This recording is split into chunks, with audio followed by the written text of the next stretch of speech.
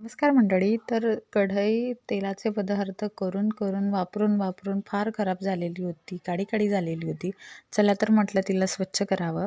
तर कढई भरून पाणी घेतलं, त्यामध्ये 1 चम्मच निरमा टाकला, 1 खायचा चम्मच भरून सोडा टाकला आणि 2 लिंबाचा रस पिळला सालीसकट टाकला. त्यामध्ये 10 ते 15 मिनटं छान उकळी येऊ दिली.